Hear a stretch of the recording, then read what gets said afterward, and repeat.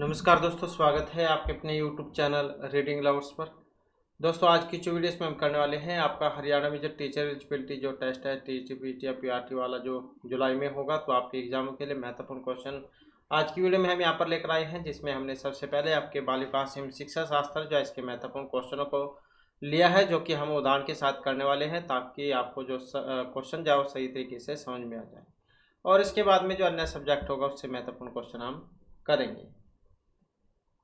तो जिसमें हमारा यहाँ पर पहला क्वेश्चन है व्यवहारवाद की स्थापना। अब इसके लिए जान जाते हैं जेबी वाटसन, सिगमंड फ्राइड, स्किनर या फिर अल्बर्ट बीने। तो जो व्यवहारवाद है इसकी स्थापना के लिए किन्हें जाना जाता है, तो इनके बारे में भी देख लेते हैं। व्यवहारवाद, बिहेवियरिज्म क्या देते हैं जिसको, मनोविज्ञान का एक प्रमुख स्कूल है जो अवलोकन योग्य व्यवहार पर ध्यान केंद्रित करता है। और इस स्कूल के संस्थापक कौन थे? J B Watson. तो सही आंसर जहाँ हमारा कौन सा हो जाएगा यहाँ पर, ऑप्शन ए वाला। तो व्यवहारवाद के संस्थापक कौन थे? J B Watson. उन्होंने 1913 में physiology are the behaviourist views it नामक एक लेख लिखा था, जिसे व्यवहारवाद का घोषणा पत्र माना जाता है। सिगमंड फ्राइड की बात करें तो मनोगत्यात्मक सिद्धांत से जुड़े हुए हैं। स्किनर का संबंध क्रिया प्रसूत अनुबंधन सिद्धांत से, ऑपरेंट कंडीशनिंग भी कह देते हैं इसको। तो क्रिया प्रसूत अनुबंधन का सिद्धांत था स्किनर का था। और अल्फ्रेड बिने इनका था बुद्धि परीक्षण से। तो इस कारण से यहाँ पर ऑप्शन ए को सही माना गया है। अब यहाँ पर चार ऑप्शन है, चारों के चारों ही महत्वपूर्ण हैं। तो व्यवहारवाद के लिए जेबी वाटसन को जाना जाता है, सिगमंड फ्राइड को मनोगत्यात्मक सिद्धांत के लिए जाना जाता है, स्किनर को क्रिया प्रसूत अनुबंधन सिद्धांत के लिए जाना जाता है, और जो अल्फ्रेड बीने हैं इनको बुद्धि परीक्षण के लिए जाना जाता है। अगला क्वेश्चन आ जाता है भाषा विकास को प्रभावित करने वाला यहाँ पर एक जो इनमें कारक है। अब स्वास्थ्य, बुद्धि, यौन विभिन्नता या ये सभी, तो कौन से वाले हो सकते हैं, तो इसके बारे में भी देख लेते हैं। भाषा विकास का एक जटिल प्रक्रिया जो कई कारकों से प्रभावित होती है। जैसे स्वास्थ्य, एक बच्चे का शारीरिक स्वास्थ्य विशेष रूप से मस्तिष्क का विकास भाषा सीखने की क्षमता को प्रभावित कर सकता है। बुद्धि की बात करें तो उच्च बुद्धि वाले बच्चे आमतौर पर भाषा को तेजी से और अधिक कुशलता से सीखते हैं। यौन विभिन्नता की बात करें तो कुछ अध्ययन से पता चलता है कि लड़कियों में लड़कों की तुलना में भाषा विकास थोड़ा पहले हो जाता है, हालांकि यह अंतर अक्सर छोटा होता है। तो इस आधार पर देखें तो यहाँ पर जहाँ ऑप्शन डी को माना गया है, मतलब इन सभी को ही माना गया है। तो देखा भी होगा आपने, जो लड़कियां जो होते हैं वो ज़्यादा तेज होती हैं लड़कों के मुकाबले, सारी क्रियाएं जाओ जल्दी सीख जाती है, चलना भी बोलना भी। तो ऑप्शन डी जा इसमें यहाँ पर सी आंसर हमारा रहेगा। नेक्स्ट आ जाता है भाषा विकास में एक बाधा नहीं है। अब बाधा नहीं है तो ये तुतलाना, हकलाना, स्पष्ट उच्चारण या अनुकरण करना, तो कौन सी है, इसको भी देख लेते हैं। अब जो भाषा विकास है इसमें बाधा का मतलब है ऐसी कोई स्थिति जो सामान्य भाषा सीखने की प्रक्रिया को बाधित करती है। तुतलाना लगा लें अगर हम यहाँ पर, तो बोलने की समस्या है, जहाँ कुछ अक्षरों का उच्चारण ठीक से नहीं होगा, जैसे सा को था बोलना, बाधा हो गई। हकलाना हो गया, बोलने की समस्या, ये भी जहाँ शब्द वाक्यांश को दोहरा जाता है, बोलने में रुकावट आती है, तो ये भी एक बाधा है। अस्पष्ट उच्चारण, यह भी एक प्रकार की बोलने की समस्या कह सकते हैं आप, है जहाँ शब्द स्पष्ट रूप से नहीं बोले जाते, तो ये भी एक बाधा है। अब अनुकरण को अगर हम देखें तो बच्चे भाषा सीखने के लिए दूसरों की आवाज़, शब्द और वाक्य का अनुकरण करते हैं, और यह भाषा सीखने का एक स्वाभाविक और आवश्यक हिस्सा है, न कि एक बाधा है। तो इस कारण से कौन सा यहाँ पर माना गया था, जो ऑप्शन डी में है। तो भाषा विकास में बाधा नहीं था, अनुकरण। इसके बाद आ जाता है अगला क्वेश्चन है यहाँ पर समाजीकरण में सर्वप्रथम और शक्तिशाली जो अभिकरण जो यहाँ पर माना गया है वो कौन सा है? घर, विद्यालय, समाज या कोई सा भी नहीं, तो कौन सा है? घर है। तो समाजीकरण वह प्रक्रिया जिसके द्वारा व्यक्ति समाज के मानदंड, मूल्य, व्यवहार को सीखता है, और बच्चे के समाजीकरण की शुरुआत घर से होती है। परिवार सबसे पहले और सबसे महत्वपूर्ण सामाजिक समूह है जिसके साथ बच्चा अंत्यक्रिया करता है। माता पिता और परिवार के अन्य सदस्य बच्चे का सामाजिक कौशल, भाषा और सांस्कृतिक मूल्य को सिखाते हैं। विद्यालय और बड़ा समाजवाद में समाजीकरण भी महत्वपूर्ण भूमिका निभाता है, लेकिन घर ही प्राथमिक अभिकरण है। तो कल वाली वीडियो में हमने पढ़ा भी था, यहाँ पर घर ही सबसे प्राथमिक चरण माना गया है। तो क्योंकि बच्चा जब छोटे होता है सबसे पहले जो भी सीखता है भाषा, आचार विचार, तो सभी अपने घर से सीखता है। और द्वितीय चरण में फिर विद्यालय स्कूल जो है वे आ जाते हैं। तो यहाँ पर घर जो है इसको माना गया था। इसके बाद है अगला क्वेश्चन हमारा, सामाजिकरण से अभिप्राय नहीं है। अब सामाजिकरण से एक से अभिप्राय नहीं है, वो कौन सा है? समाज में रहकर उसके आदर्श मूल्यों में विश्वास, समाज की जीवन शैली को अपनाना, समाज का कुशल सदस्य बनना, संप्रदाय निर्माण का विकास करना। तो सामाजिकरण से अभिप्राय यहाँ पर एक नहीं था। अब वो भी देख लेते हैं कौन सा नहीं था। तो सामाजिकरण क्या है? सामाजिक मानदंड और मूल्यों को आत्मसात करने की प्रक्रिया है। तो समाज में रहकर उसके आदर्श मूल्यों में विश्वास करना सामाजिकरण का एक मुख्य पहलू है। समाज की जीवन शैली को अपनाना भी सामाजिकरण का हिस्सा है, क्योंकि इसमें सामाजिक व्यवहार और रीति रिवाज शामिल होते हैं। समाज का कुशल सदस्य बनना सामाजिकरण का अंतिम लक्ष्य है, जहाँ व्यक्ति समाज में प्रभावी ढंग से कार्य कर पाता है। संप्रदाय निर्माण, कंसेप्ट फॉर्मेशन, इसका विकास करना संज्ञानात्मक विकास का एक हिस्सा है, न कि सीधे तौर पर सामाजिकरण का। अब संप्रदाय निर्माण का अर्थ लिया गया है विचारों और अवधारणाओं को समझना और बनाना, जबकि यह सामाजिकरण के दौरान हो सकता है। तो यह सामाजिकरण का प्राथमिक अभिप्राय नहीं है। तो इस आधार पर देखें तो कौन से वाला सही आंसर होगा हमारा? ऑप्शन डी वाला, संप्रदाय निर्माण का विकास करना। तो सामाजिकरण से अभिप्राय नहीं था, संप्रदाय निर्माण का विकास करना। तो समाज में रहकर उसके आदर्श मूल्यों में विश्वास, समाज की जीवन शैली को अपनाना और समाज का कुछ सदस्य बनना, ये माने गए थे। अगला क्वेश्चन है, सामाजिकरण में सहायक है। अब कौन कौन सहायक है यहाँ पर? सगी साथी, जाति समुदाय, स्काउट गाइड, या ये सभी। सामाजिकरण क्या है? व्यापक प्रक्रिया जिसमें कई कारक सहायक होते हैं। अब जैसे सगे साथी लगा लो, पीर ग्रुप, बच्चे अपने सगे साथियों के साथ बातचीत करके सामाजिक कौशल, समूह के मानदंड और जो व्यवहार है उससे सीखते हैं। जाति समुदाय लगा लो, कास्ट कम्युनिटी, व्यक्ति जिस जातीय समुदाय से संबंधित होता है उसके अपने विशिष्ट रीति रिवाज, परंपराएं, मूल्य होते हैं और सामाजिकरण को प्रभावित करते हैं। स्काउट गाइड जैसे संगठन बच्चों को सामाजिक कौशल, नेतृत्व और सामाजिक सेवा के मूल्य सिखाते हैं, जो उनके सामाजिकरण में महत्वपूर्ण योगदान देते हैं। तो ये सभी कारक व्यक्ति के सामाजिकरण में महत्वपूर्ण भूमिका निभाते हैं। तो इसी कारण से ऑप्शन डी को माना गया था। सगे साथी भी ठीक है, जाति समुदाय भी ठीक है, स्काउट गाइड जो है ये भी ठीक है। अगला क्वेश्चन आ जाता है, भाषा सीखने की दृष्टि से सबसे अधिक ग्राह्य आयु जो यहाँ पर इसमें मानी गई है।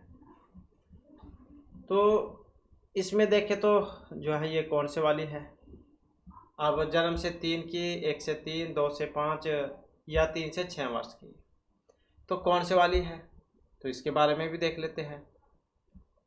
अब भाषा सीखने की दृष्टि से बच्चे का मस्तिष्क जीवन के शुरुआती वर्ष में सबसे अधिक ग्रहणशील होता है और इस अवधि को महत्वपूर्ण अवधि या संवेदनशील अवधि कहा जाता है।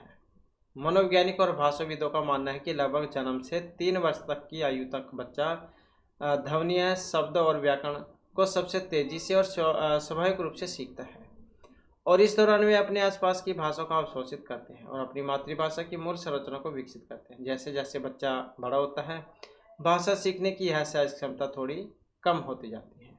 तो सही आंसर जाए यहाँ पर ऑप्शन ए को माना गया था, जन्म से 3 वर्ष। तो ये आंसर हो जाएगा। भाषा सीखने की दृष्टि से सबसे अधिक ग्राह्य आयु क्या कौन सी है? ग्रहण करने की आयु तो कौन सी है? जन्म से 3 वर्ष की। तो कुछ जो मनोविज्ञान कहते हैं कि इस समय जो मनुष्य का दिमाग जो होता है कोरे कागज के समान होता है, तो जिसमें अपने अनुसार जो चाहे आप लिख सकते हैं। इसके बाद दूसरे वर्ष के अंत तक शिशु का शब्द भंडार हो जाता है।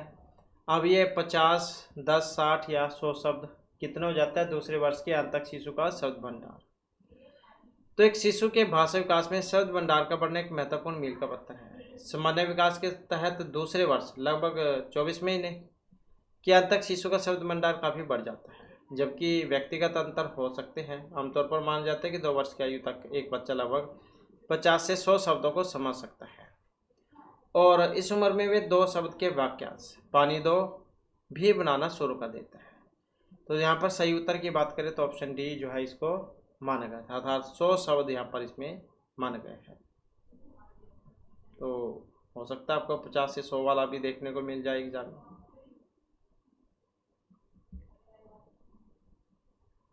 अगला क्वेश्चन है यहाँ पर तर्क, जिज्ञासा, निरीक्षण शक्ति का विकास ये होता है 7 वर्ष में, 11, 6 या 9 वर्ष में। तो कब होता है तर्क, जिज्ञासा, निरीक्षण शक्ति का विकास? तो इसके बारे में भी देख लेते हैं।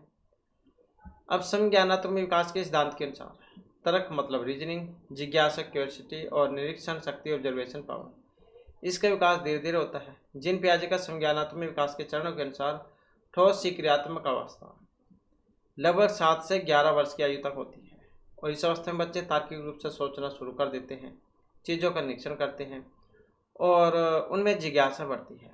औपचारिक क्रियात्मक अवस्था में लगभग 11 वर्ष और इससे अधिक अमूर्त तक विकसित होता है। दिए गए विकल्प में जो 7 वर्ष की आयु से इन शक्तियों का विकास स्पष्ट रूप से दिखना शुरू हो जाता है और 11 वर्ष तक यह काफ़ी परिपक्व हो जाता है। इसलिए 11 वर्ष का विकल्प एक बेहतर सीमा दिखाता है। जब यह क्षमताएं काफ़ी विकसित हो जाती हैं तो यहाँ पर जो ऑप्शन बी जो इसको माना गया था, अर्थात 11 वर्ष में, तो यह वह आयु है जब ये क्षमताएं काफ़ी विकसित हो जाती है और अमूर्त चिंतन की नींव पड़ने लग जाती है। तो इस आधार पर देखें तो 11 वर्ष जो है यहाँ पर इसमें ये माना गया था। तो तर्क, जिज्ञासा, निरीक्षण शक्ति का विकास जो है कब हो जाता है? 11 वर्ष में। अगला क्वेश्चन आ जाता है, एक शिक्षक होने के नाते आप सामाजिक शिक्षण को क्यों महत्वपूर्ण मानते हैं? बच्चों के समाजीकरण में सहायक है और बच्चे को अच्छे अंक मतलब अच्छे प्राप्त अंक दिलाने में सहायक है। यह सबसे आसान शिक्षण है या कोई सभी नहीं? तो एक शिक्षक होने के नाते आप सामाजिक शिक्षण को क्यों महत्वपूर्ण मानते हैं? तो इसके बारे में भी देख लेते हैं। तो एक शिक्षक के रूप में सामाजिक शिक्षा को महत्वपूर्ण मानने के बहुत सारे कारण हो सकते हैं, जैसे बच्चे के समाजीकरण में सहायक होना। पहला ऑप्शन आया था बच्चे के समाजीकरण में सहायक होना। अब सामाजिक शिक्षण वह प्रक्रिया जिसके द्वारा बच्चे सामाजिक सामाजिक मानदंड, मूल्य और व्यवहार को सीखते हैं और यह उन्हें दूसरों के साथ बातचीत करने, सहयोग करने, सहानुभूति विकसित करने और समाज का एक प्रभावी सदस्य बनने में मदद करता है। बच्चे को अच्छे प्राप्त अंक दिलाने में सहायक है, जो जैसे कि ऑप्शन जो बी में था।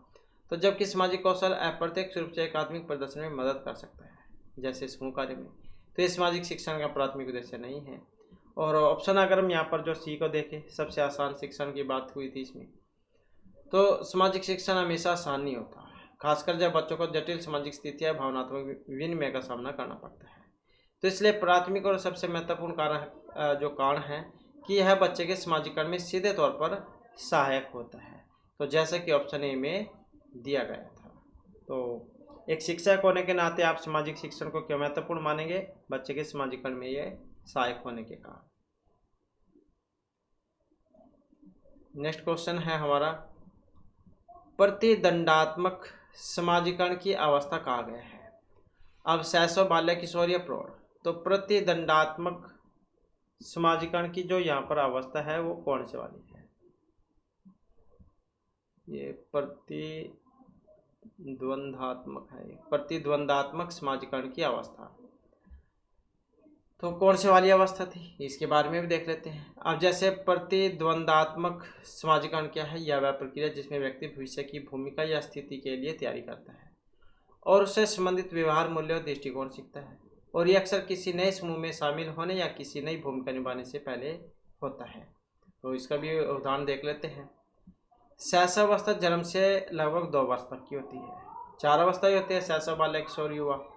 अब शैशवावस्था जन्म से 2 वर्ष तक, इस अवस्था में बच्चा मुख्य रूप से अपनी जो बुनियादी जरूरत है उसको पूरा करना और शारीरिक विकास पर ध्यान केंद्रित करता है। बाल्यावस्था 2 से 12 वर्ष वाली, इस अवस्था में बच्चा खेलना, स्कूल जाना और सामाजिक नियम सीखना शुरू कर देता है। और जो किशोर अवस्था है लगभग 12 से 18 या फिर 19 कह सकते हैं आप, यहाँ तक की मानी गई है। और यह वह अवस्था जहाँ व्यक्ति भविष्य के कैरियर, कॉलेज या सामाजिक भूमिकाओं के बारे में सोचना और तैयारी करना शुरू कर देता है। उदाहरण के लिए किशोर डॉक्टर बनने का लक्ष्य रखता है और विज्ञान विषय पर अधिक ध्यान देता है। प्रौढ़ अवस्था की बात करें तो 19 वर्ष से आगे की है ये। तो इस अवस्था में व्यक्ति अपनी भूमिकाओं में स्थिर हो चुका होता है। तो इस आधार पर यहाँ पर जो प्रतिद्वंदात्मक समाजीकरण की जो अवस्था मानी गई थी वो किशोर अवस्था थी। तो कौन सी थी? किशोर अवस्था, क्योंकि किशोर अवस्था में ही व्यक्ति अपने भविष्य की भूमिका जैसे कि कैरियर, शादी आदि के लिए तैयारी करना शुरू करता है। और प्रतिद्वंदात्मक समाजीकरण का एक प्रमुख उदाहरण इसको माना गया है। तो प्रतिद्वंदात्मक जो समाजीकरण है इसकी अवस्था कौन सी है? किशोर अवस्था। अगला क्वेश्चन है, किसी बालक के भाषाई विकास में प्राक भाषा की पहली अवस्था कौन सी है? तो इसमें दूसरों की भाषा समझना, प्रथम शब्द बोलना, रुदन या शब्द उच्चारण। तो किसी बालक के भाषा विकास में प्राक भाषा की पहली अवस्था कौन सी है? तो इसके बारे में भी देख लेते हैं। हाँ, प्राक भाषा क्या है? तो यह भाषा के विकास की वह शुरुआती अवस्था है जहाँ बच्चा वास्तविक शब्द नहीं बोलता, लेकिन संचार के लिए ध्वनि और हाव भाव का उपयोग करता है, जैसे कि यहाँ पर दूसरों की भाषा समझना। तो यह भाषा विकास का एक महत्वपूर्ण हिस्सा है, लेकिन यह प्राक भाषा अवस्था के बाद आता है जब बच्चा शब्दों और वाक्यों को समझने लगता है। प्रथम शब्द बोलना, जैसा कि यहाँ पर ऑप्शन बी में आया था, तो यह भाषा विकास की एक महत्वपूर्ण मील का पत्थर, लेकिन यह प्राक भाषा अवस्था के बाद का है। रुदन, रोना मतलब, तो नवजात शिशु का सबसे पहला संचार का तरीका रोना ही है। यह उनकी बुनियादी जरूरत, भूख, असुविधा को व्यक्त करने का तरीका है, क्योंकि बच्चा बोल तो सकता नहीं शुरू में, जब शैशवावस्था में होता है तो रोकर ही बताता है जो भी कोई दिक्कत होती है। शब्द उच्चारण की अगर हम बात करें तो यह बच्चों के द्वारा की जाने वाली अस्पष्ट ध्वनि है। मामा, दादा, चाचा, नाना ऐसे बोलते हैं पहले बच्चा, तो जो शब्दों से पहले आती है। तो यहाँ पर जो क्वेश्चन था कि किसी बालक के भाषा विकास में प्राक भाषा की पहली अवस्था कौन सी है, तो यहाँ पर ये रोने वाली ही माना गया है, क्योंकि बच्चा उस समय बोल तो सकता नहीं, तो जो भी उसे कुछ चाहिए तो वो रोकर ही मांगता है। तो रुदन जो है शिशु का सबसे पहला और बुनियादी प्राक भाषा संचार माना गया है। अगला क्वेश्चन आ जाता है, स्मिथ के अनुसार 5 वर्ष की आयु में बालकों के शब्द भंडार की संख्या कितनी हो जाती है? तो जो मनोवैज्ञानिक है स्मिथ, उनके अनुसार 5 वर्ष की आयु में बालकों के शब्द भंडार की संख्या 540, 850, ये 2072 या 1580 कितने हो जाती है? तो इसको भी देख लेते हैं। प्रश्न विशिष्ट मनोवैज्ञानिक शोध स्मिथ के अध्ययन पर आधारित है, क्योंकि इन्हीं के अनुसार पूछा गया है। तो जो बच्चों के शब्द भंडार के विकास का अनुमान लगाता है, तो इस तरह के प्रश्न तथ्यात्मक होते हैं और इनका उत्तर सीधे शोध के परिणाम पर निर्भर करता है। तो बच्चे के शब्द भंडार के में उम्र के साथ तेजी से वृद्धि होती है, और 5 साल की उम्र तक बच्चे काफ़ी संख्या में शब्दों को समझने और उनका उपयोग करने लग जाते हैं। तो यहाँ पर जब 5 साल वाले की बात हुई थी, 5 वर्ष का जो बच्चा है, तो ये माना गया था 2072। तो क्योंकि स्मिथ जब उन्होंने शोध किया था उनके अनुसार है, तो 2072 जो उन्होंने उनके अनुसार मानी गई है। तो इस प्रकार के क्वेश्चन कुछ ये उलझाने वाले भी कह सकते होते हैं। इसके बाद आ जाता है अशुद्ध उच्चारण। ये किस प्रकार से सुधारा जा सकता है? पुनरावृत्ति के द्वारा, समानता वाले शब्दों को उच्चारण के द्वारा, शब्दों को खंडों में बांटकर, या इन सभी के द्वारा। तो जो अशुद्ध उच्चारण है उसे आप कैसे ठीक करेंगे? तो अशुद्ध उच्चारण, जब कोई व्यक्ति किसी शब्द का सही तरीके से उच्चारण नहीं कर पाता है, तो वही होता है अशुद्ध उच्चारण। अब जैसे कि यहाँ पर ऑप्शन ए में पुनरावृत्ति है, इसको भी देख लेते हैं। किसी शब्द को बार बार सही तरीके से बोलने का अभ्यास करना। उदाहरण के लिए यदि कोई बच्चा स्कूल को स्कूल बोलता है, तो उसे बार बार स्कूल सही तरीके से बुलवाया जा सकता है। बहुत सारे बच्चे बोलते हैं स्कूल को स्कूल, जैसे ये यूपी वाले जो हैं वो ज़्यादातर बोलते हैं। सामान्य वाले शब्दों में उच्चारण, अशुद्ध उच्चारण वाले ध्वनि को अन्य सामान्य शब्दों में सही तरीके से उच्चारण करने का अभ्यास कराना। उदाहरण के लिए यदि कोई स ध्वनि को सही नहीं बोल पाता, तो उसे शेर, शांत जैसे शब्दों में श का सही उच्चारण सिखाना चाहिए। शब्दों को खंडों में बांटकर, बड़े या जटिल शब्दों को छोटे छोटे उच्चारण योग्य खंडों में तोड़कर अभ्यास कराना चाहिए। जैसे उच्चारण है उच्चारण, इसमें तोड़कर अभ्यास कराना चाहिए। तो इस आधार पर देखें तो जो है कौन से वाला सही रहेगा। यहाँ पर अशुद्ध उच्चारण को कैसे ठीक करेंगे आप? तो पुनरावृत्ति के द्वारा, समानता वाले शब्दों को उच्चारण करके, शब्दों को खंडों में बांटकर। तो इस कारण से जो ऑप्शन डी जो है इसको यहाँ पर माना गया था। तो अशुद्ध उच्चारण को सुधारने के लिए सारी विद्या ये ठीक है। इसके बाद आ जाता है, किसी बालक में भाषा विकास के उत्तरकालीन रूप की दूसरी अवस्था कौन सी है? अब किसी बालक के भाषा विकास को प्रभावित करने वाला किसी बालक में भाषा विकास के उत्तरकालीन रूप की दूसरी अवस्था, तो क्रंदन, रुदन, शब्द भंडार का निर्माण, हाव भाव या भाषा बोध, कौन सा है? तो किसी बालक में भाषा विकास के उत्तरकालीन रूप की दूसरी अवस्था। तो दूसरी अवस्था जो है यहाँ पर शब्द भंडार का जो निर्माण उसको माना गया है। अब बालक के भाषा विकास में उत्तरकालीन रूप में शब्द भंडार का निर्माण एक महत्वपूर्ण और दूसरी अवस्था होती है। इसमें बच्चा विभिन्न वस्तुओं, व्यक्तियों और क्रियाओं का नाम सीखता है और उन्हें पहचानना और उपयोग करना शुरू करता है, और यह अवस्था उसके संचार कौशल की नींव रखती है। उदाहरण के लिए जैसे जब एक बच्चा पहली बार पानी शब्द सीखता है और प्यास लगने पर उसे बोलकर व्यक्त करता है या गेंद देकर उसे पहचानता और बोलता है, तो यह उसके शब्द भंडार के निर्माण का स्पष्ट उदाहरण है। तो किसी बालक में भाषा विकास के उत्तरकालीन रूप में दूसरी जो अवस्था है वो कौन से वाली है? शब्द भंडार का निर्माण। अगला क्वेश्चन है, किसी बालक के भाषा विकास को प्रभावित करने वाला कारक यहाँ पर एक नहीं है। सामाजिक आर्थिक स्थिति, द्विभाषावाद, अच्छा स्वास्थ्य, कमजोर बुद्धि।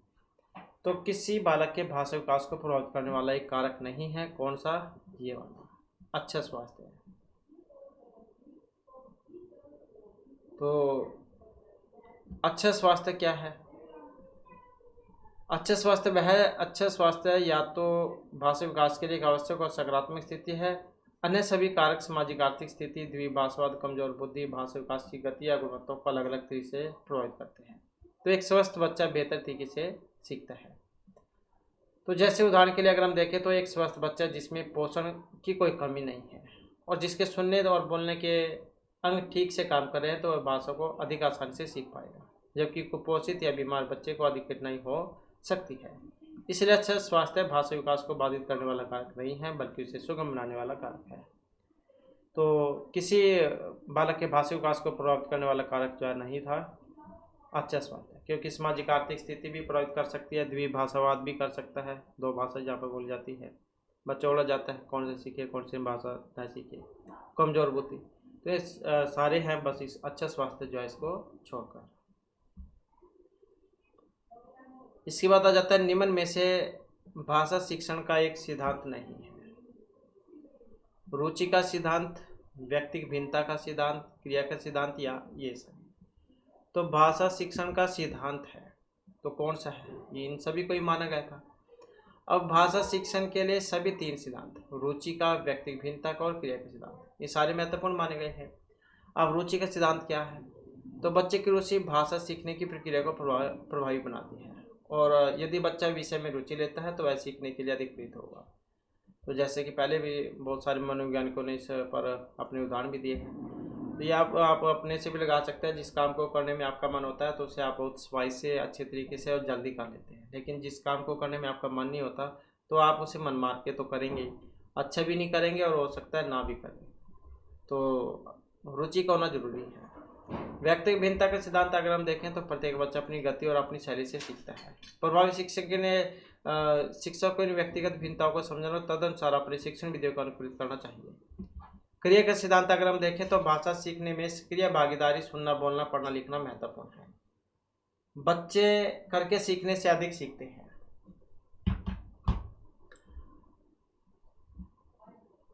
उदाहरण के रूप में अगर हम देखें तो एक भाषा शिक्षक जो बच्चों को कहानी सुनाता है, उन्हें अपनी गति से पढ़ने के लिए प्रोत्साहित करता है और उन्हें नाटक खेलने या संवाद करने को कहता है, तो वह इन सभी सिद्धांतों का पालन कर रहा है। तो भाषा शिक्षण का सिद्धांत कौन सा है? तो यहाँ पर जो है इन सभी को ही इसमें माना गया था, रुचि का, व्यक्तिगत भिन्नता का, क्रिया का सिद्धांत। नेक्स्ट आ जाता है यहाँ पर क्वेश्चन हमारा, इनमें से भाषा दोष नहीं है। अब भाषा दोष नहीं है, ध्वनि में अशुद्ध उच्चारण, ध्वनि का अत्यंत तीव्र होना, ध्वनि का के प्रतिस्थापन का न होना या ध्वनि में पुनरावृत्ति का होना। तो नहीं में पूछा गया था तो कौन सा है यहाँ पर? ध्वनि के प्रतिस्थापन का न होना, ये वाला। अब ध्वनि के प्रतिस्थापन का न होना भाषा दोष नहीं है, बल्कि एक सही भाषाई कार्यप्रणाली का संकेत है। ध्वनि प्रतिस्थापन एक प्रकार का भाषा दोष है जहाँ व्यक्ति एक ध्वनि को दूसरी ध्वनि से बदल देता है।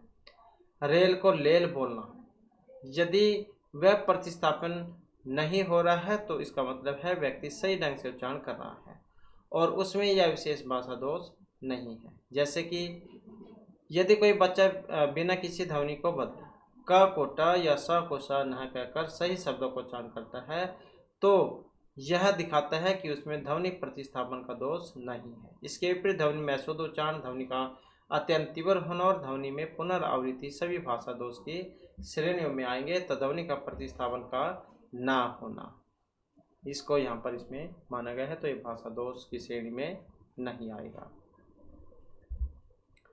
अगला क्वेश्चन है, इनमें से क्या किसी बालक के भाषा विकास का प्रारंभिक रूप नहीं है? तो यहाँ पर कौन सा नहीं है बालक के भाषा विकास का प्रारंभिक रूप? अब रोना, आकलन, हाव भाव, बलबलाना, ये इकट्ठे ही है, बलबलाना। तो कौन से वाला है यहाँ पर प्रारंभिक जो रूप नहीं है? तो कौन सा? आकलन करना, ये वाला।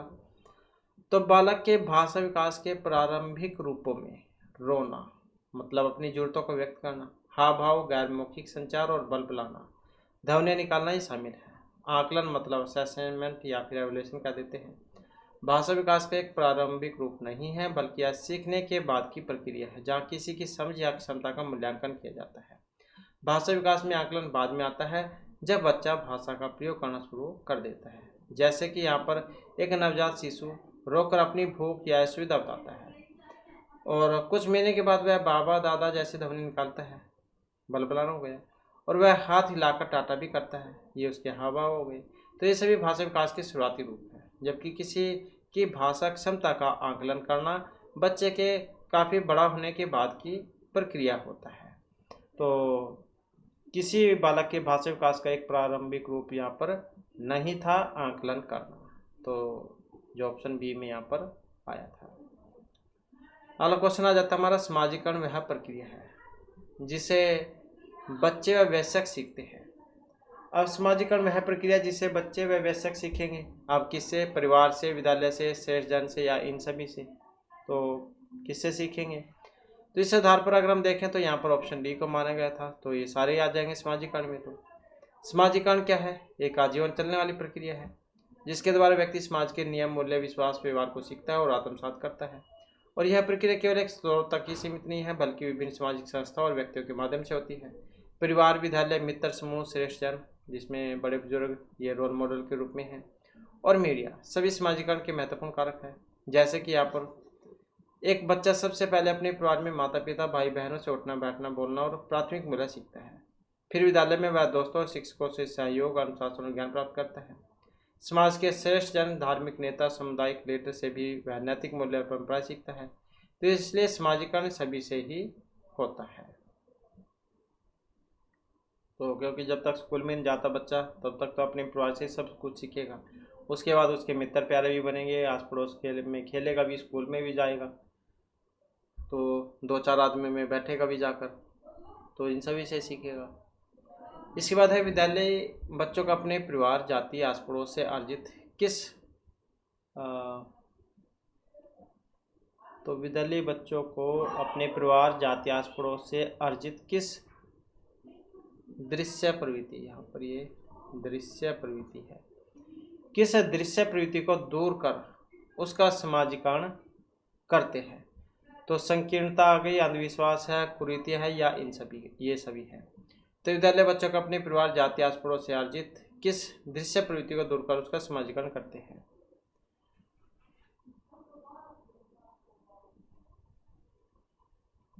विद्यालय बच्चों का, तो इसमें देखें तो यहाँ पर ये सभी ही आ जाएंगे इसमें। अब विद्यालय समाजीकरण का एक महत्वपूर्ण अभिकरण है जो बच्चों में व्यापक सोच और आधुनिक मूल्यों का विकास करता है, और ये अक्सर बच्चों में उनके परिवार, जाति, आस पड़ोस से सीखी गई कुछ नकारात्मक प्रवृत्तियाँ जैसे कि संकीर्णता, संकीर्ण सोच, अंधविश्वास, वैज्ञानिक तर्क के बिना किसी चीज़ में विश्वास और कुरीतियाँ, गलत सामाजिक प्रथाओं को दूर करने में मदद करता है। विद्यालय बच्चों को आलोचनात्मक चिंतन और खुले विचारों वाला बनने के लिए प्रेरित करता है। उदाहरण के लिए यदि किसी बच्चे ने अपने परिवार में किसी विशेष जाति के प्रति पूर्व आग्रह सीखा है, संकीर्णता हो गई, या किसी पुरानी तरकीन प्रथा, अंधविश्वास, कुरीतियों को देखा है, तो विद्यालय में शिक्षा विभिन्न पृष्ठभूमियों के बच्चों के साथ घुलना मिलना और शिक्षकों द्वारा सही ज्ञान प्रदान करने इन गलत प्रवृत्तियों को दूर करने में मदद करता है। तो इस प्रकार से देखें तो यहाँ पर जो है इसमें कौन से वाला सी आंसर था, तो इन सभी को ही माना गया है। तो विद्यालय बच्चों को अपने परिवार, जाति, आस पड़ोस से अर्जित किस दृश्य प्रवृत्ति को दूर कर उनका समाजीकरण करते हैं। तो ये सभी इसमें आई थी। संकीर्णता, अंधविश्वास, यथार्थ, कुरीतियाँ, तो ये सारी थी इसमें। अगला क्वेश्चन है, समाजीकरण की प्रक्रिया में शिक्षक का उत्तरदायित्व है। अब समाजीकरण जो यहाँ पर, तो समाजीकरण की प्रक्रिया में शिक्षक का उत्तरदायित्व सामाजिक वातावरण का निर्माण, सामूहिक कार्यों का प्रोत्साहन, सांस्कृतिक कार्यों का प्रोत्साहन, या ये सभी है। तो कौन से वाला है यहाँ पर सही आंसर इसमें? तो सही आंसर देखें तो ये सारे इसमें माने गए थे। अब शिक्षक जो समाजीकरण की प्रक्रिया में एक केंद्रीय भूमिका निभाता है और उसका उत्तरदायित्व केवल अकादमिक ज्ञान देना ही नहीं बल्कि बच्चों को सामाजिक प्राणी बनाने में मदद करना भी है। और इसमें एक ऐसा समाजीकरण वातावरण का निर्माण करना शामिल है जहाँ बच्चे सुरक्षित महसूस करें और बातचीत कर सकें। सामूहिक कार्यों का प्रोत्साहन बच्चों में सहयोग, टीम वर्क और नेतृत्व कौशल विकसित करता है। सांस्कृतिक कार्यों का प्रोत्साहन बच्चों को अपनी संस्कृति के प्रति जागरूक करता है और दूसरों की संस्कृतियों का सम्मान करना सिखाता है। तो ये सभी पहलू बच्चे के सर्वांगीण समाजीकरण के लिए आवश्यक है। अगर उदाहरण के रूप में हम देखें तो एक शिक्षक जो अपनी कक्षा में समूह परियोजनाएं देता है, सामूहिक कार्यों का प्रोत्साहन, विभिन्न त्योहारों और परंपराओं के बारे में चर्चा और कार्यक्रम आयोजित करता है, अर्थात सांस्कृतिक कार्यों का प्रोत्साहन, और ये सुनिश्चित करता है कि सभी बच्चे एक दूसरे का सम्मान करें और सहयोग करें, तो वे अपने समाजीकरण उत्तरदायित्व को पूरा कर रहे हैं। तो इस आधार पर अगर हम देखें तो समाजीकरण की प्रक्रिया में शिक्षा का जो उत्तरदायित्व है वो समाजीकरण वातावरण का निर्माण करना, सामूहिक कार्यों को प्रोत्साहन देना, सांस्कृतिक कार्यों को प्रोत्साहन देना, तो ये सारे जो है इसमें माने गए थे।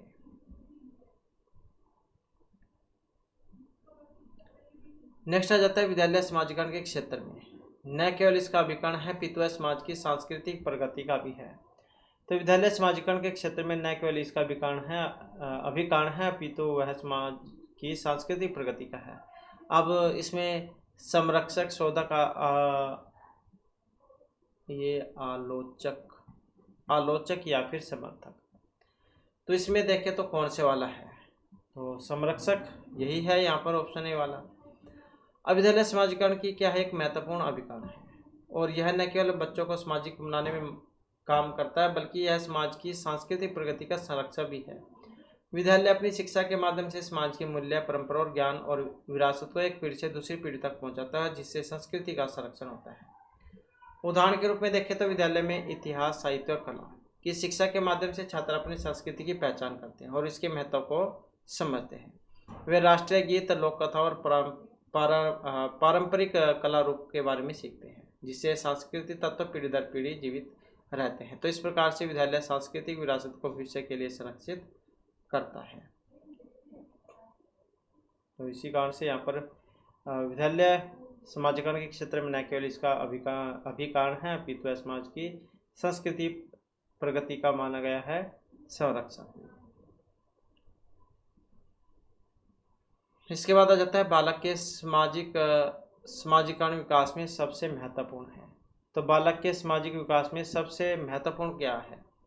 जाति भेद, अनुवांशिकता, यहाँ पर अनुवांशिकता कर लेते हैं हम, और वातावरण, या फिर जो है इसमें बी और सी, बी में यहाँ पर हम अनुवांशिकता जो है वो भी लिख लेते हैं। तो अनुवांशिकता तो ये भी लिख लेते हैं।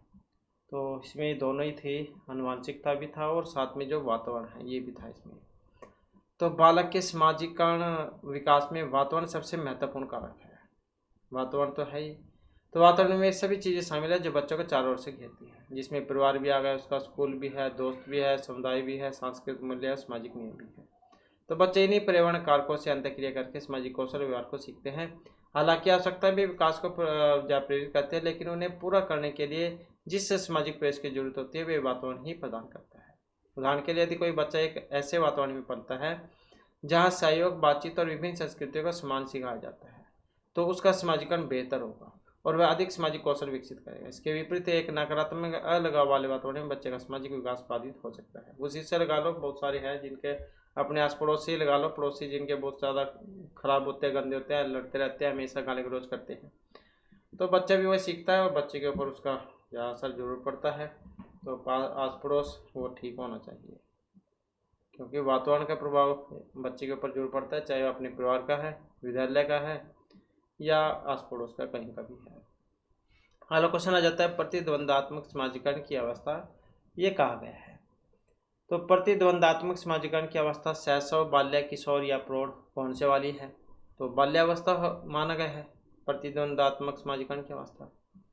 अब प्रतिद्वंदात्मक समाजीकरण की अवस्था में मुख्य रूप से बाल्यावस्था को माना गया है। इस अवस्था में बच्चे स्कूल जाना शुरू कर देते हैं और अपने साथ ही जो पीयर ग्रुप है इनके साथ प्रतिस्पर्धा तुलना की भावना विकसित करते हैं। खेलकूद में, पढ़ाई में और सामाजिक संबंधों में एक दूसरे से आगे निकलने की कोशिश करते हैं, जिससे उनमें प्रतिद्वंद्वात्मकता की भावना जन्म लेती है। उदाहरण के रूप में देखें तो जब बच्चे स्कूल में कबड्डी, दौड़ जैसी प्रतियोगिता में भाग लेते हैं या अपनी कक्षा में अच्छे अंक लाने के लिए एक दूसरे से मुकाबला करते हैं, तो यह प्रतिद्वंदात्मक समाजीकरण का उदाहरण है। वे अपने साथियों के साथ स्वस्थ प्रतिस्पर्धा के माध्यम से सीखते हैं और सामाजिक नियमों का पालन करना सीखते हैं। इसके बाद आ जाता है अगला क्वेश्चन हमारा। क्वेश्चन है शिक्षक शिक्षार्थियों पर समाजीकरण हेतु प्रभाव निम्नलिखित प्रविधि में डाल सकता है। तो शिक्षक शिक्षार्थियों पर समाजीकरण हेतु प्रभाव निम्न अंकित प्रविधि से डाल सकता है। अब वो कौन सी वाली है? बौद्धिक क्रियाओं में भाग लेने के लिए उत्प्रेरित करके, उनका पृष्ठ पोषण कर, उन्हें वांछित व्यवहार हेतु सुझाव देकर और अपना उदाहरण प्रस्तुत कर अनुकरण हेतु प्रेरित करके, या इन सभी के द्वारा। तो इसमें देखें तो ये सारी ही बातें यहाँ पर इसमें ठीक लग रही हैं। अब बौद्धिक क्रिया में भाग लेने के उत्प्रेरित करके मतलब बच्चों को वाद विवाद, समूह चर्चा, प्रयोजन कार्य में शामिल करने से उनमें सामाजिक संवाद और विचारों के आदान प्रदान का कौशल विकसित होता है। उनका पृष्ठ पोषण कर, उन्हें वांछित व्यवहार करने हेतु सुझाव देकर, सही और गलत व्यवहार के बारे में स्पष्ट प्रतिक्रिया मतलब फीडबैक देना और सामाजिक रूप से स्वीकार्य व्यवहार के लिए मार्गदर्शन करना बच्चे को सामाजिकृत होने में मदद करता है। अपना उदाहरण प्रस्तुत कर, अनुकरण हेतु प्रेरित करके शिक्षक स्वयं एक रोल मॉडल होता है। यदि शिक्षक स्वयं सहयोग, सम्मान और ईमानदारी का प्रदर्शन करता है तो बच्चे भी उसे देखकर सीखते और अनुकरण करते हैं। उदाहरण के रूप में देखें तो यदि एक शिक्षक कक्षा में ईमानदारी से काम करता है तो छात्रों को एक दूसरे की मदद करने के लिए प्रेरित करता है, और जब कोई छात्र अच्छा व्यवहार करता है तो उसकी प्रशंसा करता है और गलत व्यवहार को सुधारात्मक सुझाव देता है। तो वह इन सभी तरीकों से छात्रों के समाजीकरण को प्रभावित कर रहा है। तो इस कारण से जैन सभी को यहाँ पर माना गया था। अगला क्वेश्चन आ जाता है बालक के समाजीकरण का जो प्रमुख तत्व यहाँ पर माना गया है। अब वंश अनुक्रम है, इसमें पर्यावरण है, परिवार या ये सभी है। तो समाजीकरण में तो ये सारे के सारे ही आ जाएंगे यहाँ पर, जैसे कि पहले भी हमने इसके बारे में पढ़ा था। तो बालक के समाजीकरण की प्रक्रिया जटिल प्रक्रिया है और कई कारकों से प्रभावित होगी। वंश अनुक्रम भी आ जाएगा इसमें। मूलभूत प्रवृत्तियों और क्षमताओं को प्रभावित करती है। पर्यावरण है, उन सभी सामाजिक, सांस्कृतिक और भौतिक प्रभाव को संदर्भित करता है जिनसे बच्चा घिरा होता है। परिवार लगा लो, बच्चे के समाजीकरण का पहला और सबसे महत्वपूर्ण अभिकरण है, क्योंकि सबसे पहले तो बच्चा अपने परिवार से सीखता है। तो जहाँ बच्चे प्राथमिक सामाजिक कौशल सीखते हैं, ये सभी तत्व एक साथ मिलकर बालक के समाजीकरण में भूमिका निभाते हैं। उदाहरण के लिए लगा लो आप, एक बच्चे को अपने माता पिता से कुछ अनुवांशिक प्रवृत्तियाँ वंशानुक्रम से मिलती हैं जो उसके व्यक्तित्व को प्रभावित कर सकती हैं, और वह जिस घर और समुदाय में रहता है, मतलब जो पर्यावरण है उनका, तो वहाँ के नियम और मूल्य सीखता है। और सबसे महत्वपूर्ण, उसके परिवार के सदस्य ही उसे सुर में, भाषा, व्यवहार और सामाजिक अंतक्रिया सिखाते हैं। इसलिए इन सभी कारकों का बालक के समाजीकरण पर प्रभाव पड़ता है। इसके बाद है एक अध्यापक अपनी कक्षा में किस तत्व को नकारना चाहिए? छात्र छात्राओं के पठन संबंधी विकारों को, छात्र छात्राओं के मध्य लैंगिक भेदभाव को, व्यवहार संबंधी विकार को, झगड़े से संबंधित मुद्दों को। तो एक अध्यापक को अपनी कक्षा में किस तत्व को नकारना चाहिए? तो कौन से तत्व है जिसे नकारा जाना चाहिए? तो कौन से वाला हो सकता है? लैंगिक भेदभाव वाला, यही ठीक रहेगा। जैसे लड़के अब जब बाहर का काम देखते हैं, लड़कियां घर संभालती है, ये वाला। तो एक अध्यापक को अपनी कक्षा में छात्र छात्राओं के मध्य जो लैंगिक भेदभाव है, इसको पूरी तरह से नकारना चाहिए। एक प्रगतिशील और समझदार कक्षा का वातावरण बनाने के लिए आवश्यक है कि शिक्षक लिंग के आधार पर किसी भी प्रकार का भेदभाव न करें। तो अन्य विकल्प पठन संबंधी विकार, व्यवहार संबंधी विकार, झगड़े ऐसे मुद्दे हैं जिन्हें शिक्षक को पहचानना, समझाना और संबोधित करना चाहिए, न कि नकारना। उदाहरण के रूप में देखें तो यदि कोई शिक्षक लड़कियों को केवल गृह कार्य आधारित गतिविधियों में भाग लेने के लिए प्रोत्साहित करता है और लड़कों को खेलकूद में, तो लैंगिक भेदभाव हो गया, जिसे शिक्षक को नकारना चाहिए। और एक अच्छा शिक्षक सभी छात्रों को समान अवसर प्रदान करता है, चाहे उनका लिंग कुछ भी हो, और सुनिश्चित करता है कि वे एक दूसरे के प्रति सम्मान का भाव रखें। इसके बाद छात्र छात्राओं पर लैंगिक भेदभाव का प्रभाव पड़ता है, उनके सामाजिक उत्थान में, सामाजिक दृष्टिकोण में, शैक्षिक योग्यता में या इन सभी में।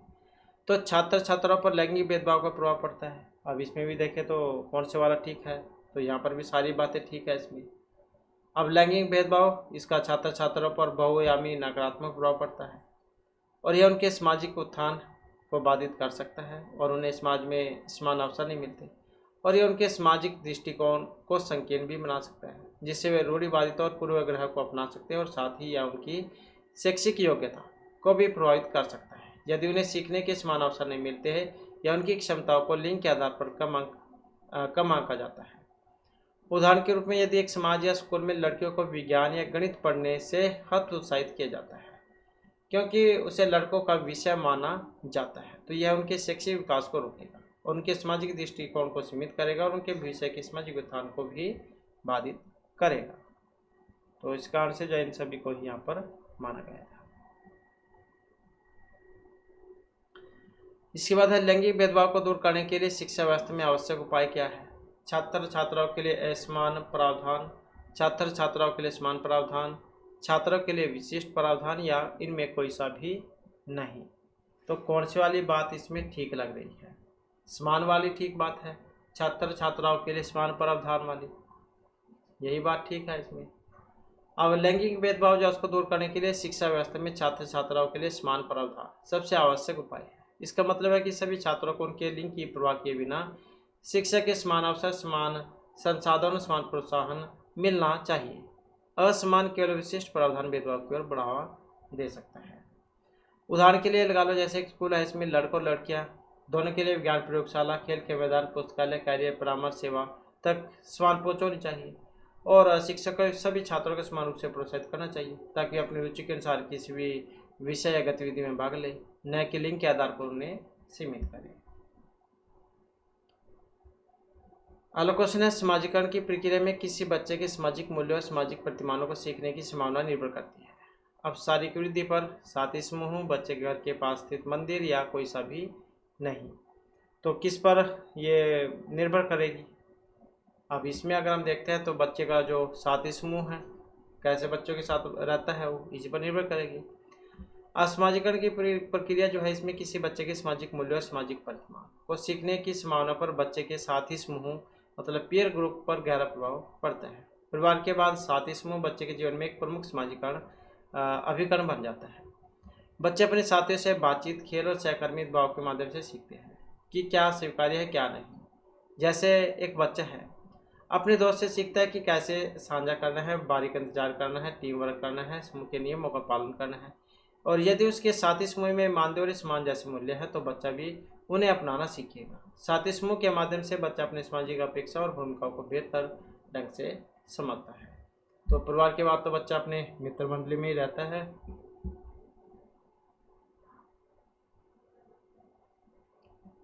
इसके बाद आता है समाजीकरण की प्रक्रिया में अनुकरण को उपयोगी और विकासात्मक बनाने के लिए आवश्यक तत्व।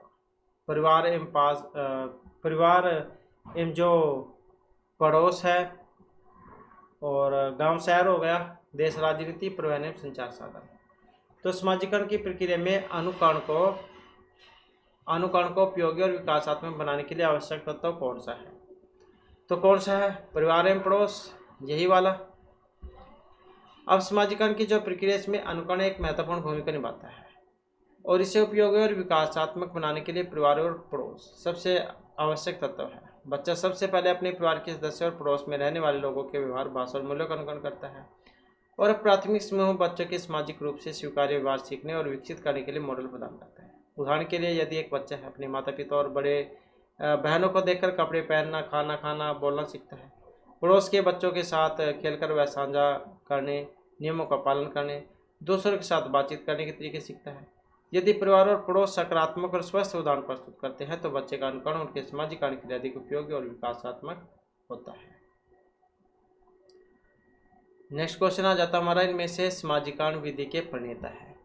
अब समाजीकरण जो विधि है, इसके प्रणेता किन्हें माना गया था? तो हर्बर्ट स्पेंसर, जीन पियाजे, जे.एल. मोरेनो या थॉर्नडाइक। तो कौन थे समाजीकरण विधि के प्रणेता? तो इसमें अगर हम देखें तो कौन थे? तो यही थे ऑप्शन सी वाले, J.L. मोरेनो, यही थे समाजीकरण विधि के प्रणेता। अब जो J.L. मोरेनो है, ये समाजविधि के प्रणेता माने गए हैं। समाजविधि एक ऐसी विधि है जिसका उपयोग किसी समूह के भीतर सामाजिक संबंधों और अंतःक्रिया को मापने के लिए किया जाता है, जो अप्रत्यक्ष रूप से समाजीकरण की प्रक्रिया को समझने में मदद करती है। अन्य विकल्प जैसे कि हर्बर्ट, जीन पियाजे संज्ञानात्मक विकास के लिए जाने जाते हैं, थॉर्नडाइक सीखने के सिद्धांत के लिए जाने जाते हैं, तो मनोविज्ञान के विभिन्न क्षेत्रों से संबंधित है। उदाहरण के लिए जैसे मोरेनो, इन्होंने सोशियोग्राम नामक एक उपकरण विकसित किया था जो दिखाता है कि एक समूह के सदस्य एक दूसरे के साथ कैसे बातचीत करते हैं, कौन किसे पसंद करता है और कौन किसे नापसंद करता है। तो यह विधि किसी समूह के भीतर समाजीकरण के पैटर्न को समझने में मदद करती है, जैसे कि कौन लोकप्रिय है, कौन अलग थलग है, कौन से उप समूह मौजूद हैं। तो इस कारण से इनमें से समाजविधि जो विधि है उसके लिए जाना जाता है J.L. मोरेनो। अगला क्वेश्चन आ जाता है हमारा, किसी बात को अच्छी तरह याद रखने के लिए अच्छी तरह से सीख लेना, आधी से ज़्यादा लड़ाई जीत लेना है। तो यह कथन किस प्रसिद्ध मनोवैज्ञानिक का था? किसी बात को अच्छी तरह याद रखने के लिए अच्छी तरह से सीख लेना, आधी से ज़्यादा लड़ाई जीत लेना है। तो मनोवैज्ञानिक का मानना था, ये कहना था। अब ये स्किनर का था, J.P. गिलफोर्ड का था, रायबर्न का था या फिर हेबर का था? किन का मानना था ये? तो ये मानना था रायबर्न का, तो इनका मानना था ये। अब यहाँ पर अगर हम इसमें देखें तो यह सीखने की प्रक्रिया समझ और प्रारंभिक महारत के महत्व पर जोर देता है। इसका मतलब है कि यदि कोई विषय या बात शुरू में ही अच्छी तरह से समझ ली और सीख ली जाती है तो उसे याद रखना और भविष्य में उसका उपयोग करना बहुत आसान हो जाता है। तो यह रटने के बजाय गहन समझ पर बल देता है। उदाहरण के लिए यदि कोई छात्र किसी गणितीय सूत्र को केवल रटता नहीं बल्कि उसकी अवधारणा और वह कैसे काम करता है इसे अच्छी तरह से समझ लेता है तो उसे वह सूत्र लंबे समय तक याद रहेगा और वह विभिन्न समस्याओं को हल करने में उसका प्रभावी ढंग से उपयोग कर पाएगा। और ये दिखाता है कि अच्छी तरह से सीखना ही याद रखने की आधी लड़ाई जीत लेना है। इसके बाद आ जाता है नेक्स्ट क्वेश्चन हमारा। तो क्वेश्चन है यहाँ पर, वर्तमान समय में मनोविज्ञान में विज्ञान है। क्वेश्चन है कि वर्तमान समय में मनोविज्ञान का विज्ञान है मस्तिष्क का व्यवहार चेतना या आत्म का विज्ञान। तो कौन सा है वर्तमान समय में मनोविज्ञान? तो कौन से वाला है? व्यवहार का ही माना गया है। तो वर्तमान समय में मनोविज्ञान को मुख्य रूप से व्यवहार का विज्ञान माना गया है। मनोविज्ञान का अध्ययन 19वीं शताब्दी के अंत में चेतना और आत्मा के अध्ययन से शुरू हुआ था, लेकिन 20वीं शताब्दी में व्यवहारवाद के उदय के साथ यह ध्यान अवलोकन योग्य व्यवहार पर केंद्रित हो गया। आज मनोविज्ञान मानव और पशु व्यवहार, मानसिक प्रक्रिया जैसे कि सोच, भावनाएं, प्रेरणा और उनके जैविक आधार पर व्यवस्थित अध्ययन करता है। उदाहरण के लिए जब मनोवैज्ञानिक यह अध्ययन करता है कि लोग तनावपूर्ण स्थिति में कैसे प्रतिक्रिया करते हैं, व्यवहार हो गया, या बच्चे नई भाषा कैसे सीखते हैं, व्यवहार और मानसिक प्रक्रियाएं, तो वे व्यवहार के विज्ञान का अध्ययन कर रहे होते हैं।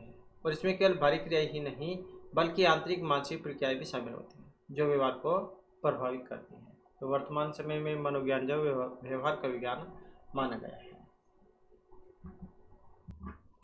और इसके बाद में फिर हमारे आपके जो हिंदी ग्रामर जा उसके महत्वपूर्ण क्वेश्चन यहाँ पर आ जाते हैं, जिसमें पहला क्वेश्चन है कि वह बहुत अच्छा लड़का है। कौन सा जो सर्वनाम है उसका उदाहरण है? निश्चयवाचक, अनिश्चयवाचक, संबंधवाचक या निजवाचक का? तो कौन से का उदाहरण है कि वह बहुत अच्छा लड़का है? तो मतलब निश्चय हो गया कि जैसे कह देते हैं कि ये मेरी कार है, मतलब पूरा पक्का पता है कि मेरी है, तो वह बहुत अच्छा लड़का है इसके बारे में पक्का पता है, तो क्या है? निश्चयवाचक हो जाएगा। अब निश्चयवाचक सर्वनाम क्या होते हैं? तो ये सर्वनाम किसी विशेष व्यक्ति या वस्तु की ओर इशारा करते हैं। यह, वह, ये, वे जैसे शब्द निश्चित निकटता या दूरी को इंगित करने के लिए उपयोग किए जाते हैं। तो ये वह बहुत अच्छा लड़का है में वह निश्चित रूप से एक विशेष लड़के की ओर इशारा कर रहा है। निश्चयवाचक देखें तो यह मेरी किताब है। अनिश्चयवाचक कोई जा रहा है, पता नहीं कौन है। संबंधवाचक जो करेगा सो भरेगा, जो सो, ऐसे सब देखने को मिल जाएंगे आपको। निजवाचक में मैं अपना काम स्वयं करता हूँ, मतलब खुद करता हूँ, तो निजवाचक हो गया है। अगला क्वेश्चन आ जाता है, उत्तम पुरुष सर्वनाम के किस भेद का एक प्रकार है? निज पुरुष संबंध या निश्चयवाचक का? उत्तम पुरुष संबंधवाचक मतलब जो बी वाला जो है ये हमारा सही आंसर हो जाएगा इसमें। मतलब पुरुषवाचक, ये वाला ठीक है इसमें। अब पुरुषवाचक सर्वनाम क्या है, तो वे सर्वनाम बोलने वाले जिससे बात की जा रही है या जिसके बारे में बात की जा रही है को संदर्भित करते हैं। उन्हें 3 प्रकारों में बांटा गया है, उत्तम पुरुष, मध्यम पुरुष और अन्य पुरुष। अब उत्तम पुरुष क्या है, उत्तम पुरुष बोलने वाले को संदर्भित करते हैं, जैसे कि मैं, हम। मध्यम पुरुष जिससे बात की जा रही है, तो तुम, आप। अन्य पुरुष जिसके बारे में बात की जा रही है, वह, वे, यह, वे। अब जैसे यहाँ पर उत्तम पुरुष है, मैं स्कूल जा रहा हूँ, ये वाला हो गया। मध्यम मतलब बीच वाला, तुम क्या कर रहे हो। और अन्य पुरुष, वे कल आएंगे। तो इस प्रकार से इसके उदाहरण हैं। नेक्स्ट आ जाता है, वे भ्रष्टाचार के प्रबल विरोधी थे। वाक्य सर्वनाम का कौन सा प्रकार है। वे भ्रष्टाचार के प्रबल विरोधी थे। अब ये संबंध को दिखा रहा है, निश्चय है, निज है, ये पुरुषवाचक है। तो किसका उदाहरण है, पुरुषवाचक का उदाहरण है। अब पुरुषवाचक का कैसा है, तो हमने क्वेश्चन पहले में, इससे पहले वाले में पढ़ा है कि वे पुरुषवाचक सर्वनाम के अंतर्गत अन्य पुरुष तीसरा व्यक्ति आता है, क्योंकि यह उन लोगों को संदर्भित करता है जिनके बारे में बातचीत की जा रही हो। जबकि वे एक निश्चयवाचक सर्वनाम भी हो सकता है यदि किसी विशेष चीज की ओर इशारा करता हूँ। उदाहरण के लिए, वे किताबें मेरी हैं। तो इस संदर्भ में वे भ्रष्टाचार के प्रबल विरोधी थे। The were strong opponents of corruption में वे व्यक्तियों को संदर्भित करता है, जिससे यह एक पुरुषवाचक सर्वनाम बन जाता है। अब जैसे पुरुषवाचक सर्वनाम क्या हो गया कि वे मेरे दोस्त हैं, और निश्चयवाचक क्या हो गया, वे फल सड़े हुए हैं। तो यहाँ पर वे विशिष्ट फलों की ओर इशारा करते हैं, तो ये निश्चय की बात है। पुरुषवाचक में वे मेरे दोस्त हैं। इसके बाद आ जाता है जो शब्द। नेक्स्ट क्वेश्चन है हमारा, जो शब्द पूर्व अपर संबंध से किसी भी संज्ञा के बदले आते हैं तो उसे कहा जाता है। तो उसे हम सर्वनाम विशेषण, क्रिया या क्रिया विशेषण क्या कहेंगे। जो शब्द पूर्व अपर संबंध से किसी भी संज्ञा के बदले आते हैं, तो ये सर्वनाम किसे क्या देते हैं, जो संज्ञा के स्थान पर प्रयुक्त किए जाते हैं उन्हीं कहते हैं हम सर्वनाम। तो यही हो जाएगा फिर इसमें सर्वनाम। अब सर्वनाम क्या है, जिसका उपयोग संज्ञा के स्थान पर दोहराव से बचने और पहले से उल्लिखित या समझी गई किसी व्यक्ति, वस्तु को संदर्भित करने के लिए किया जाता है। पूर्व अपर संबंध से किसी भी संज्ञा के बदले आता है। तो इस वाक्यांश को हमने अच्छे तरीके से समझना है, तो इसके लिए हम ये उदाहरण देखेंगे। जैसे यहाँ पर सर्वनाम लगा लो आप, राम अच्छा लड़का है, वह पढ़ता है, तो वह राम के स्थान पर प्रयोग में है। अब राम जैसे संज्ञा हो गई, तो हमने अभी व्याख्या में पढ़ी, जो संज्ञा के स्थान पर प्रयुक्त होते हैं उन्हीं हम सर्वनाम कहते हैं। तो हमने इनका क्या है, राम अच्छा लड़का है। अब राम का नाम न लेकर हमने कह दिया कि वह अच्छा लड़का है। तो इस प्रकार से जो है ये संज्ञा के स्थान पर प्रयुक्त होते हैं, तो वह जो है यहाँ पर राम की जगह पर आया है। अब नेक्स्ट में लगा लो, जैसे राम अच्छा लड़का है। अब अच्छा लड़का ये यहाँ पर इसकी विशेषता दिखा रहा है। और क्रिया क्या है, जैसे हंसना, सोना, पढ़ना, लिखना, आप वीडियो देख रहे हैं, ये भी एक क्रिया ही है देखने वाली। तो राम पढ़ता है, ये भी एक क्रिया ही हो गई। क्रिया विशेषण जो विशेषता को बताता है, जैसे राम बहुत तेज पढ़ता है, तो ये तेज पढ़ना उसकी विशेषता हो गई, जो उसकी विशेषता को दिखा रहा है। ये सारे सर्वनाम हो गए यहाँ पर। इसके बाद आ जाता है अगला क्वेश्चन हमारा, शीला अपने कपड़े स्वयं धोती है। रेखांकित शब्द सर्वनाम शब्द का उचित भेद कौन सा है, पुरुषवाचक, निजवाचक, निश्चय या कोई सा भी नहीं। तो शीला अपने कपड़े स्वयं धोती है, कौन से वाला है इसमें, ठीक। तो स्वयं का मतलब खुद धोती है अपने आप, तो ये क्या हो गया, निजवाचक सर्वनाम का उदाहरण है। अब निजवाचक सर्वनाम क्या होते हैं, तो ये वे सर्वनाम है वाक्य के विषय को वापस संदर्भित करते हैं और इंगित करते हैं कि वे क्रिया स्वयं विषय द्वारा स्वयं के लिए या स्वयं से की जाती है, मतलब अपने खुद के लिए है। तो मतलब सामान्य निजवाचक सर्वनाम शब्द में आपको स्वयं, खुद, आप, अपने आप ऐसे शब्द देखने को मिलेंगे। तो शीला कपड़े स्वयं धोती है, मतलब अपने आप धोती है, ये अपने ओर इशारा है। तो शीला स्वयं कपड़े धोने का कार्य करती है। अब जैसे यहाँ पर ये निजवाचक ही लगा लो, मैं अपना काम खुद करता हूँ, ये भी वही बात हो गई। पुरुषवाचक, मैं स्कूल जा रहा हूँ। निश्चयवाचक होगी, यह मेरी पुस्तक है। तो जहाँ पर पूरा पक्का पता हो कि यह स्कूल मतलब ये बस मेरी है, ये कार मेरी है, बाइक मेरी है, पुस्तक मेरी है, पेन मेरा है, तो जहाँ पर निश्चय के बारे में पता हो। इसके बाद आ जाता है मुझे किस प्रकार का सर्वनाम है, तो ये कौन सी श्रेणी में आएगा, उत्तम, मध्यम, अन्यम या किसी में भी नहीं। तो मुझे कौन सी श्रेणी में आता है, तो ये उत्तम पुरुष में आएगा यहाँ पर। अब जो पुरुषवाचक सर्वनाम जो है इसके भेद कितने होते हैं, उत्तम, मध्यम और अन्य पुरुष, ये पढ़ा था हमने। अब उत्तम पुरुष क्या है, तो बोलने वाला या लिखने वाला व्यक्ति अपने लिए इन सर्वनामों का प्रयोग करता है। मैं, हम, मुझे, मेरा, हमारा। तो ये शब्द आपको देखने को मिल जाएंगे, एक बार एग्जाम में पूछा भी गया था, जैसे मैं, हम, मुझे, मेरा, ऐसे ये किस पुरुष के अंतर्गत आते हैं, तो ये आएंगे उत्तम में। मध्यम की बात करें तो जिससे बात की जाती है, तो उसके लिए इन सर्वनामों का प्रयोग होगा। तो, तुम, आप, तुझे, तुम्हारा, ये आ जाएंगे। हो सकता है आपको एग्जाम में यही लाइन देखने को मिल जाए कि जिससे बात की जाती है वो कौन से वाला जो है पुरुष होता है। ऐसे भी आ जाती है, कौन से पुरुष की श्रेणी में आएगा। तो जिससे बात की जाती है तो उसे मध्य पुरुष कहेंगे। और बोलने वाला या लिखने वाला व्यक्ति अपने लिए इन सर्वनामों का प्रयोग करेगा। मैं, हम, मुझे, मेरा, तो उत्तम की श्रेणी में आएगा। अन्य की बात करते हैं जिसके बारे में बातचीत की जा रही हो, तो उसके लिए हम इनका प्रयोग करेंगे वह, वे, यह, ये, उसे, उन्हें, उसका, उनका आदि। तो इस प्रकार से बात करेंगे। अब मुझे जो शब्द है वक्ता बोलने वाले के लिए प्रयोग होता है, इसलिए वह उत्तम पुरुष की श्रेणी में आएगा। जैसे यहाँ पर उत्तम पुरुष लगा लो, आप, मुझे भूख लगी है, हम कल दिल्ली जाएंगे। मध्यम पुरुष लगा लो, तुम्हें क्या करना चाहिए, आप बैठ जाइए। अन्य पुरुष लगा लो, उसे बुलाओ, वे बहुत अच्छे हैं। तो इस प्रकार से उदाहरण है। इसके बाद आ जाता है नेक्स्ट हमारा, कोई आ रहा है। वाक्य में जो कोई है वो किसका प्रकार है। अब ये अनिश्चय का है, निश्चय का है, संबंध का है, या निजवाचक का है। तो कोई जो है यहाँ पर क्या है, अब पक्का नहीं पता कि कौन है, तो क्या हो जाएगा, अनिश्चय है इसके बारे में। तो अनिश्चयवाचक क्या होता है, जिस सर्वनाम शब्दों से किसी निश्चित व्यक्ति, वस्तु, स्थान का बोध न हो, तो उन्हें कहेंगे हम अनिश्चयवाचक सर्वनाम। कौन कौन से शब्द आपको देखने को मिलेंगे, कोई, कुछ, किसी, ऐसे शब्द आपको देखने को मिलेंगे अनिश्चय में।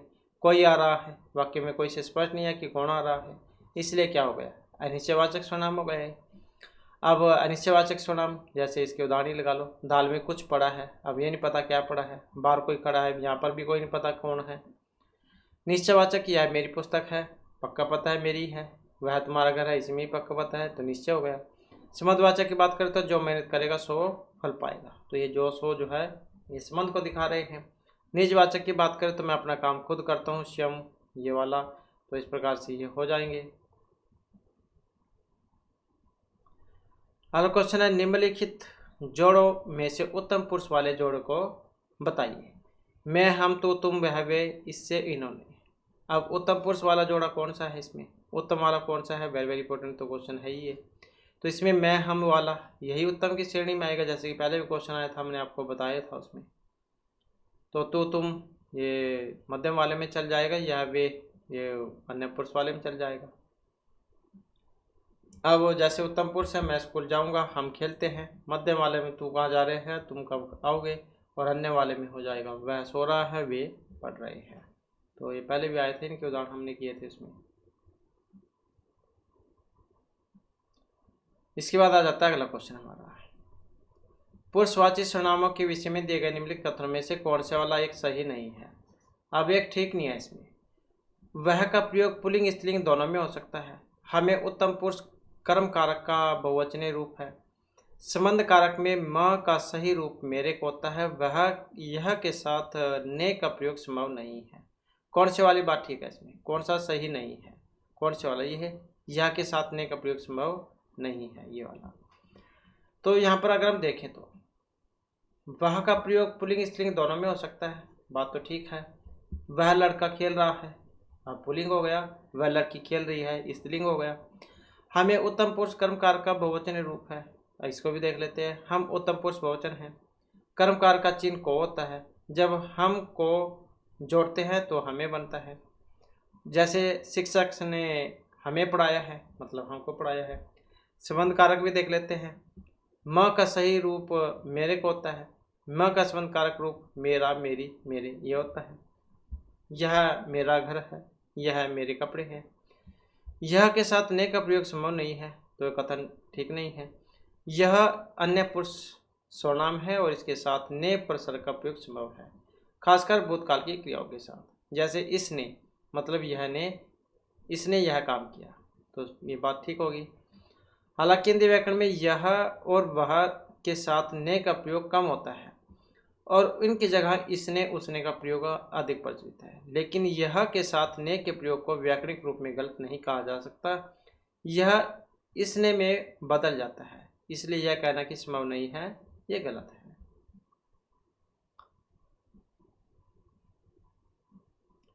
अगला क्वेश्चन है हमारा, जैसा करोगे वैसा भरोगे।